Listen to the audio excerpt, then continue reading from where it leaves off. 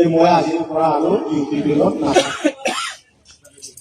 আৰু আজিৰ যোনটো মিটিং মই যিহেতু UPPL এৰিলো, এতিয়া মোৰ যি এই সময়ত মোৰ লগত মচলপুৰ সমষ্টিৰ লগতে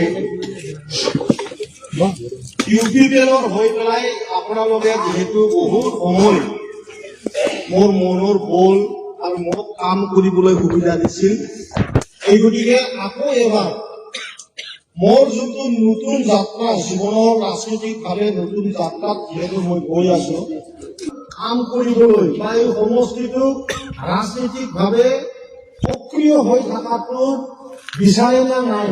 মই মচলপুৰ সমষ্টিৰ MCLA এই কাৰণে যে যোৱা 2025 নিৰ্বাচনত মোক UPPLে টিকেট দিছিলে আৰু আপোনালোকৰ বহুতখিনি শ্ৰম, বহুতখিনি এনাৰ্জি, বহুত চেষ্টাৰ মাজত য'ত নেকি সমগ্ৰ UPPLৰ যি আমাৰ কেণ্ডিডেটসমূহ আছিল ছিন্ন বিচ্ছিন্ন হৈ গৈছিল, এই সময়তো আমি মচলপুৰ সমষ্টিটো UPPLৰ জিন্দাবাদ বুলি আমি ক'বলৈ আমি সাহস পাইছিলো বা আমি সুবিধাটো কৰি লৈছিলো। কামো কিছুমান কৰিছে, IBSৰ কামসমূহ অলৰেডি TDS কাটি পেলাই ব্লকত মানে পইচা জমা দিয়া কামবিলাক আমাৰ হৈ গৈছে, কিন্তু দুৰ্ভাগ্যক্ৰমে আমাৰ চৰকাৰটো নাহিল। আজি আমাৰ এই IBSসমূহ খুব বিপদজনক অৱস্থাত আছে। আৰু এই এনৰেগাৰ টকা পাবলগীয়া যিকেইটা আমাৰ দলৰ কৰ্মকৰ্তাসকলে কৰিছিলে, এতিয়া এই এনৰেগাৰ যিকেইটা পইচা পাব লগা আছে, এতিয়া আমাৰ খুব বিপদজনক অৱস্থাত এতিয়া আমি পাইছো।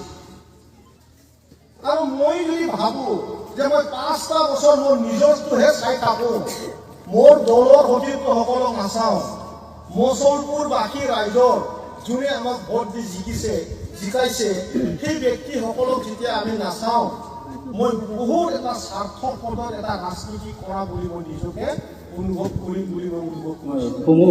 মচলপুৰ ব্লক UPPLৰ অন্তৰ্গত সভাপতি প্ৰাইমাৰী সম্পাদক, লগতে আমাৰ প্ৰাক্তন PCLCC চেয়াৰমেন, ভাইচ চেয়াৰমেন, লগতে আমাৰ বিভিন্ন পদবীত থকা UPPLৰ কৰ্মকৰ্তাসকল আৰু লগতে আমাৰ ইয়াত উপস্থিত হ'ব পৰা চেণ্ট্ৰেল UPPLৰ শৰণীয়া কছাৰীৰ সভাপতি অজয় দাস ডাঙৰীয়াদেৱ, লগতে উপস্থিত হ'ব পৰা আমাৰ ডিষ্ট্ৰিক্ট UPPLৰ ৰাভা চেলৰ সভাপতি ইন্দ্ৰেশ্বৰ ৰাভা ডাঙৰীয়াদেৱ আৰু লগতে উপস্থিত হ'ব পৰা মাইনৰিটি চেলৰ সভাপতি ডিষ্ট্ৰিক্ট চিন্তুল হক ডাঙৰীয়াদেৱ আৰু আমাৰ ইয়াত উপস্থিত হ'ব পৰা মচলপুৰ ব্লক UPPLৰ সাধাৰণ সম্পাদক, লগতে আমাৰ কমেন চেলৰ সভাপতি সম্পাদিকাসকল আৰু লগতে ইউথৰ যুৱ শাখাৰ সম্পাদক। কাৰণ যেতিয়া ছাৰে গ'ল, ছাৰে যোৱাৰ পিছত আমি যিবিলাক কাম কাজৰ কাৰণে ৰাইজৰ লগত আলোচনা কৰিছিলো যোৱা ইলেকশ্যনত বিগত সময়খিনিত, এই কাম কাজবিলাক আমাৰ সম্পূৰ্ণ আধৰুৱা হৈ যায় ছাৰ নোহোৱাকৈ।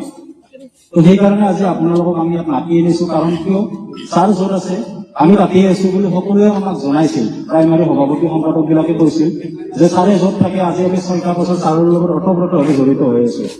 কাৰণ দল হিচাপে আমি ইয়াত নাছিলোৱে, আমি প্ৰথমৰ পৰাই ছাৰক ভাল পাই ছাৰৰ লগত থাকিয়ে আমি আছিলো। এতিয়া যিহেতু ছাৰে নিজে ৰিজাইন দিলে, আমিও সকলোৱে আলোচনা কৰিছো, আমি প্ৰাইমাৰী বিলাকৰ কথা কলো, তেওঁলোকে কৈছে যে আমি দল ত্যাগ কৰিম আৰু ভৱিষ্যতৰ সময়ত যি কথা বতৰা হয় সেইখিনি ছাৰৰ লগত আমি পাতি